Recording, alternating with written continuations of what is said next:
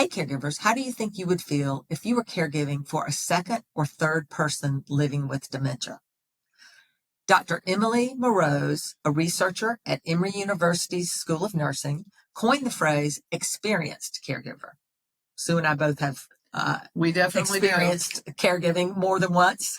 And she's coined that phrase to describe the multitude of people who are doing just that. In this episode, Sue and I are talking with her about her research, as well as giving tips for experienced caregivers. And we have 4 tips. Welcome. We are Sue Ryan and Nancy Treaster. This podcast brings our years of experience in a variety of family caregiving roles to prepare you to navigate your caregiving journey. We're sharing our personal experiences, not medical advice. And because it's our passion to support you on your journey, we believe no topic is off limits. Let's get started. I have the good fortune to be able to introduce you this morning, Dr. Emily Mroz. Dr. Emily Marose is a tenure-track assistant professor at Emory University School of Nursing.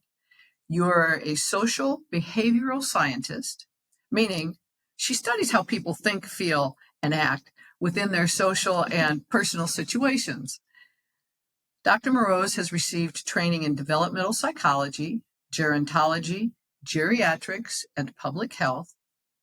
And you were most recently a postdoctoral research at the School of Medicine at Yale.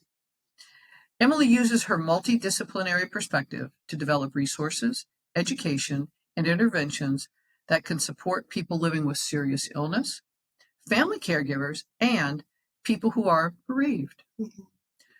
Through your research and interviews with caregivers, you coined this amazing term, experienced caregivers. This describes people who are caregivers more than once to family members or loved ones, or from the medical definition, others in adulthood. Thank you so much, Sue, for that great introduction, and thank you both for having me. I'm really excited to be here to talk a little bit more about experienced caregivers and kind of shed light on this really common phenomenon in our country and in our world, the idea of taking care of more than one person living with dementia across our own adulthood. My research focuses on the ways that your story from your past experience can shape your health and can shape the way that you think about yourself, as well as shaping the way that you might feel prepared to be a caregiver for a second or third time. That's huge. Yeah. That's interesting. Well, I actually got a chance to participate in the study and tell some of these stories, so I appreciate it. Emily now knows all of my deepest, darkest secrets, as you do, I'm sure, for many people. Tell us a little bit about your study.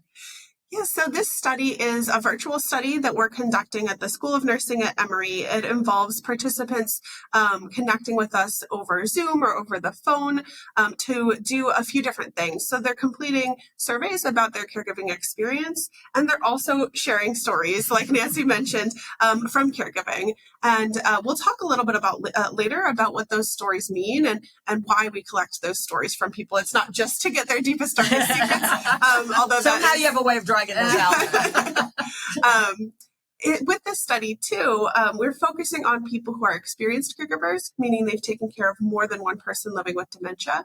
And we're also focusing on new caregivers, people who are caring for someone with dementia for the first time.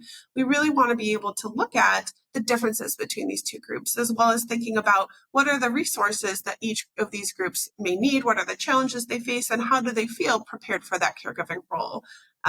And these are people who are currently in active roles of caregiving. Yeah, we're looking at people who are currently taking care of someone with dementia, even if they're pretty early on in that journey. Okay. All right. Well, we'll talk more about that at the end as well. But you've got some great experience already. Mm-hmm. So let's start with Emily's tips for experienced caregivers. And the first one is to avoid assumptions about who might be prepared to be a dementia caregiver.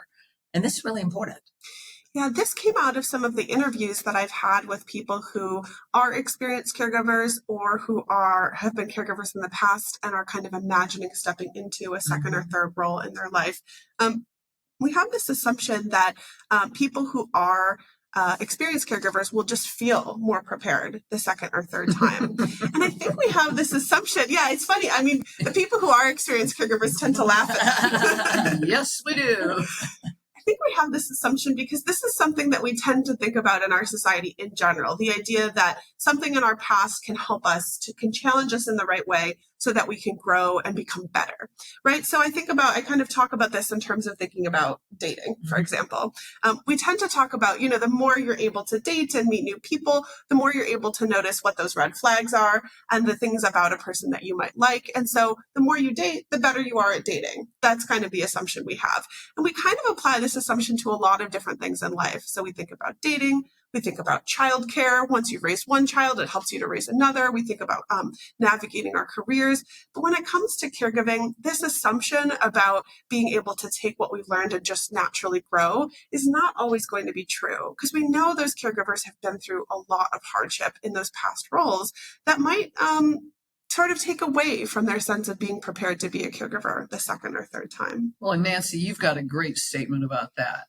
Yes, well, and I really appreciate this because I did hear it from somebody, I couldn't tell you who, but the common statement is if you've met one person with dementia, you've met one person with dementia. And that goes true. Yeah, it goes to the multiple caregiving journeys that Sue and I have been on. And I can also say that, some of the things that happen in a journey, you project those into the next journey, which I think is kind of what you're saying. Yeah. And then that causes a lot of angst about the next journey, more so than may or may not be necessary. You don't know until you're Absolutely. in that journey. Right. So. Yes, definitely. What we've learned in our research is that for people who are new to the caregiving role, they've never been a dementia caregiver before, they actually might kind of underestimate the challenges that they're about to face. And so they might report that they're more prepared to be a caregiver at this point, versus those experienced caregivers, that people who have been through that journey once or twice for caregiving for someone with dementia in the past, they actually might overestimate the challenges that they're about to face and actually report less preparedness to be a caregiver, despite the fact that they have that experience.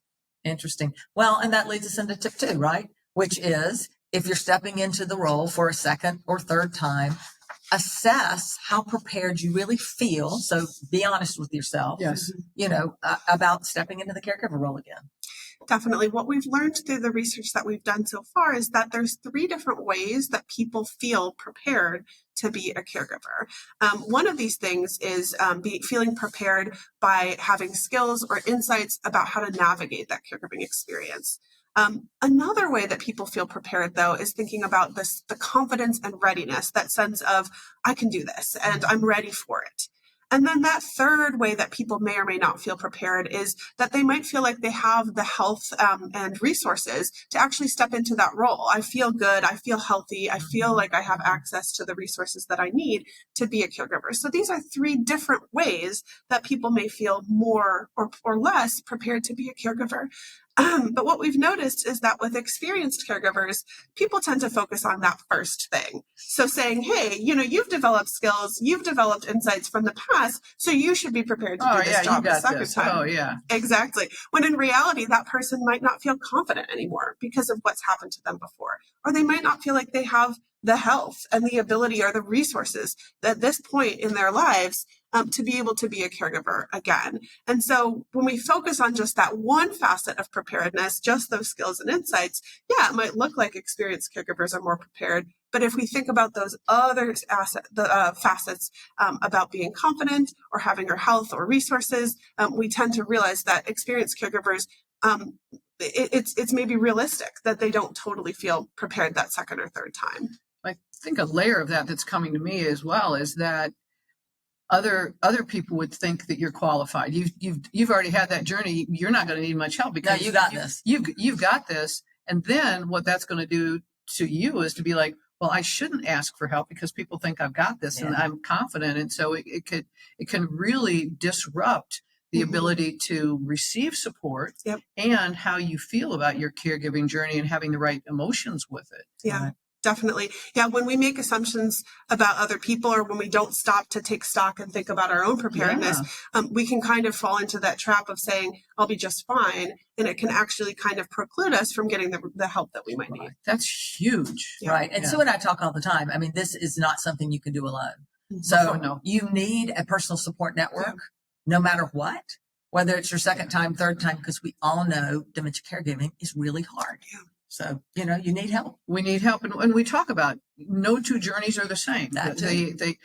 I've been on a multitude of journeys, and they may have had a similar diagnosis under the category of dementia. Yeah.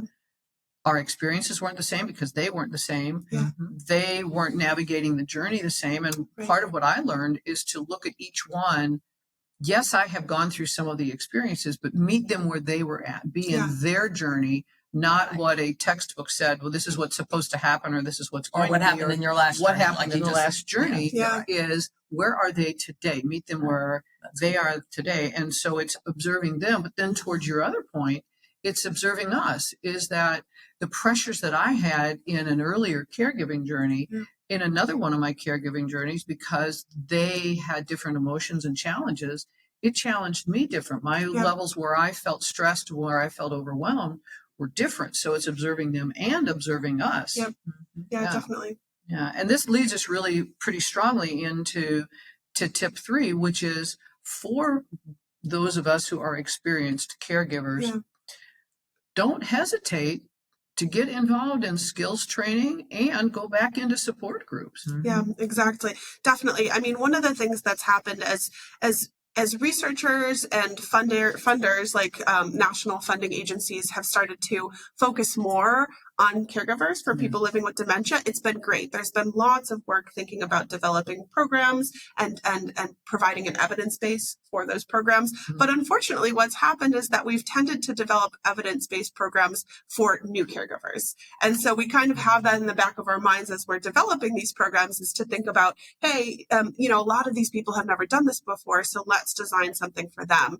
And then we tend to kind of market it just for new caregivers. But the reality is those programs might be really beneficial to someone who's an experienced caregiver as well. If they need that support, they should feel comfortable, and you should feel comfortable to access that support, even if you've been a caregiver before. And so thinking about, finding the right fit in terms of the ways you feel more or less prepared, finding those resources that might be good for you, even if you've been a caregiver before. And actually, in some cases, especially because you've been a caregiver before, and you know that things are different now, and you know that there's challenges that you're bringing into this new role. Finding those resources that'll be the right fit, and not feeling shut out, and not feeling like this might not be for me just because I've been a caregiver before. And I really like that. And what I learned is how important it was for me to go back and get skills and to go back into support groups. And there were 3 things that were important to me. One was that, they were a refresher. Yeah. Mm-hmm. It reminded me of things that I, had forgotten, or that hadn't been pivotal in a previous caregiving journey. It also helped me learn new things, because we're constantly learning and growing, and there are new things. So it introduced me to things that I hadn't been aware of. Yep. And it also gave me an opportunity. So many people throughout my caregiving journeys leaned into support, leaned into share. I learned the stories from them, and that really helped me. And here I am now with the opportunity to go back in and share to help other people, which is a big part of why Nancy and I are doing what we are doing today, is that we have learned, and we want other people to learn more easily than we have. So really, really powerful reasons to do this. This is just excellent. Definitely. And what we're doing, one of the things we're doing in the research study that we've got going on right now, is thinking about what has worked for people who are experienced caregivers. So what are the resources that have worked for them before, and what are the resources that they're leaning into right now? And so we actually ask participants to give us a list of, hey, what have you been, what resources have you been using to take care of yourself, to take care of your loved one, and how does that kind of map onto what you've used before? And this will help us to learn about, for those new caregivers, what are they using? For those experienced caregivers, what resources are they using? To think about, are there differences and what people need, or is it true that actually there's a lot of similarities, that those experienced caregivers are using the same types of resources as those new caregivers? Well, I like I said, I participated in the study last week, and I really appreciated that question. Yeah. What are the resources that have worked for you? That was a great question, and I feel like that'll be good information for other people to have, for sure. Definitely. All right, well, let's talk about tip 4 and my stories. And I did not mean to imply that you drug anything out. You actually made me feel very comfortable telling stories that were really heartfelt to me. And it was the way you asked them it really helped me pull back into some fond memories that I really haven't told even on these podcasts where I think I'm telling all my stories, but I there's some fond memories I have that I have never thought to mention to anyone. So it was very therapeutic. Oh, that's great. Thank you. Yes, That's I'll have to tell you wonderful. some of them later. So tip 4 is about sharing your stories, but Emily's going to talk to us a little bit about how to be mindful about how we share the stories so that we're doing it in a healthy way. Yeah, definitely. So I have had the great honor and privilege to hear the stories from hundreds of caregivers, hearing Nancy's story and hearing the stories from other participants in my research. It's been amazing the ways that people have opened up to me and told me about some of these really challenging or poignant or remarkable moments in their caregiving journeys. I really appreciate people's openness to share, and I think that people appreciate it too. I think they like the opportunity to have their story from caregiving heard. And so I know after my study sessions are over, a lot of people say, just like you said, Nancy, hey, it was really nice to tell my story and to think about these things in a new way, or to think about these things that I haven't thought about for a few years.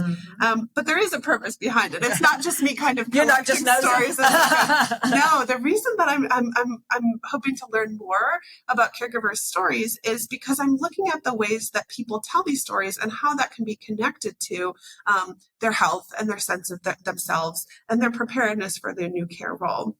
And so what we've learned so far, and what we can pull from narrative therapy and other therapeutic disciplines, is just the understanding that when you're telling your story from caregiving, try to tell it with grace and try not to tell it with judgment. Beautiful. And I know this is something that feels important to a lot of people, the idea of moving forward without judgment, but also telling your story to yourself and to others without judgment. And that means not judging yourself. Not judging yourself. Right. Yeah. So making sure that that story is coming from a place of grace, because caregiving, as we know, and as you talk about in all of your podcast episodes, is really challenging. And there are these difficult experiences that you're navigating. Being able to tell your story with grace might be a really powerful driver of your health and your well-being in the present. And so don't underestimate the powers of the stories, the way that you're talking to yourself through story about your caregiving experiences. Interesting. I think that's so powerful. And a couple things come up from that, from what you said. One of them is that it gives us the opportunity to look not from a place of judgment. So when we are giving ourselves grace and we're in there, what I talk a lot about is in the moment of an experience, we can't possibly know if it's ultimately good or ultimately bad. Right. And when we're telling the story afterward, we have the opportunity to step into the lens of, well, in the moment of that, we were challenged, and yet what we learned from it, and we learned about resilience for ourselves, or we learned other things, or we learned about, the things that we did. And I think the gift of the storytelling is that we can have the opportunity to pull back and look at more of the experience, not from a place of judgment. Exactly. I love what you're doing. That's so wonderful. Thank you so much. What other comments would you have about what this study is? Yeah, I mean, I think the bottom line of the work that I'm doing is that we know that there's so many experienced caregivers out there right now. And we know that there will be more experienced caregivers over time. Lots of people will be stepping into a dementia caregiving role more than once across their adulthood. But we still don't know that much about what it's like and what their challenges are and what their strengths are and how to support these experienced caregivers. So my work is really focusing on that, just developing this understanding of the experienced caregiver's journey and thinking about, how we can start to develop resources that are really tailored for these folks, and how we can start to develop an understanding of the strengths that these folks bring, and how to think about that across all sorts of different caregiving journeys, and thinking about different types of dementia, and thinking about the time that person has spent caring for different people, like a grandparent or a parent or a spouse. And so we're doing a lot of just learning through surveys and through storytelling during this virtual study. And we really appreciate that the caregivers who participate are so great about taking all of our surveys and really engaging deeply with the questions that we ask. So who's eligible for this study? Okay, so we're looking for participants who are living in the United States, and we're looking again to recruit people who are brand new to the caregiving role, as well as people who have been a caregiver before once or twice in the past. one of the things I want to make sure to be clear about is that some people don't even think about the fact that they're a caregiver when they're really early on in that journey, but we're actually looking for those people who are pretty early on, because we're going to ask you about how prepared you feel. And so, you've probably had people you've been asking, they all of a sudden realize, oh, yeah, exactly. And in fact, we've had some participants call in who say, hey, I was caring for my mom for years ago and she passed away. Will I be eligible for your study? And I'll say, well, I don't know. Let me ask you a couple more questions. Are you caring for anyone else right now? And they'll say, well, my dad is starting to experience memory changes. And so I'm starting to step into that role too.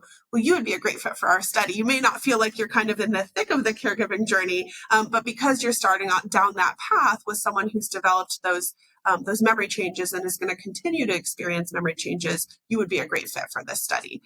So we're looking for those folks who just started out in that new caregiving role in the past few years, so that we can learn about how they feel about that upcoming journey for them. Yep. And there's an honorarium that comes with it. Yeah, so this is a one-time virtual study. We have folks call in, and then we just check their eligibility, and we schedule them for a study session. That study session takes about an hour or two, depending on how much you want to share. Nancy was pretty quick, actually, with getting through those questions. So plus, we all know I can talk real fast. You can, yes, exactly. Some people take a couple of hours, and we make sure that there's time for you to share as much as you want. And then at the end, everyone is given a $50 gift card, and it's just a virtual gift card that's pretty easy to use. Mm-hmm. It's loaded into my Amazon account. The last thing that I wanted to mention too is that folks can participate in this study while they're participating in other research studies about dementia caregivers. So I know you're doing this series, where you're talking about a few different studies going on at Emory. Mm-hmm. So you can participate in those studies and this at the same time, because it's just a one-time study where we're learning more about you. So it won't interfere. And we'll make sure that the link to how to get to Emily and let her or her team know that you're interested is in the show notes. There's also a press release on the caregiversjourney.org website that has links in it as well. And if you have any trouble getting to those, please just send an email to Sue or I, or ask a question on our Facebook page or Instagram page. It's Nancy or Sue at thecaregiversjourney.org. And they can just send us an email. We'll make sure you get the right links and can get in touch with the right people. Yeah, definitely. Yeah, we're looking forward to learning from anybody who's interested. And so just reach out, and we're happy to just check if you're eligible. And even if you're not eligible for this study, we've got other projects going on. So we'll match you with something to make sure that you have the opportunity to share your story. That's awesome. Yeah. Emily, thank you so much for what you're doing. Yeah. And part of what Nancy and I are both taking away from this is that this is so much about the reason that we're doing what we are doing is the stories that can be helping other people, the lessons, doing things. And we know that when we didn't know what it was, we didn't know how frustrating and overwhelming it was. And coming back into this is really helpful to learn and also give it a place. So, and to your point, and part of what I love the most about it, to do it through grace, not judgment. So thank you very, very much. Yeah. One of my favorite points was, I don't think I had thought through not thinking about the amount, needing the same amount of support you need, whether it's your first journey or your second or third journey, you still need support and help from your friends. And they may not be thinking that way about you because you've done it before. So very insightful and eye-opening. So let's summarize. Today, Sue and I talked with Dr. Emily Marose about really tips for experienced caregivers. We learned a lot. We certainly did. We shared 4 tips. First one is to avoid assumptions about who is prepared to be a dementia caregiver. That's huge. It is. Second, assess how prepared you feel with your confidence, your skills, etc., about taking on a second or third dementia caregiving role. And tip 3 is even if you have previous dementia caregiving experience, leverage support groups, training, refresh your skills. Don't be shy about leveraging the resources that are out there. Build your personal network, support network, just like you normally would have. And then tip 4 was about just be mindful to give yourself grace, to not judge yourself when you tell your stories about your caregiving journey. If you have tips for experienced dementia family caregivers, please share those on our Facebook page or our Instagram page. The links are in the show notes. As we've come to share, Remember, there's a blog for every podcast. Mhm. If you go to the caregiversjourney.org, take the number of this podcast, there's a blog with the exact same number. We've effectively taken notes for you. That's great. Yes. Yeah. If you like this podcast, please share it with others who you think it would help. Please subscribe to it, follow it. We really appreciate it. Emily, thank you so very, very much. We appreciate you. And as we always say when we end our episodes, We're all on this journey together.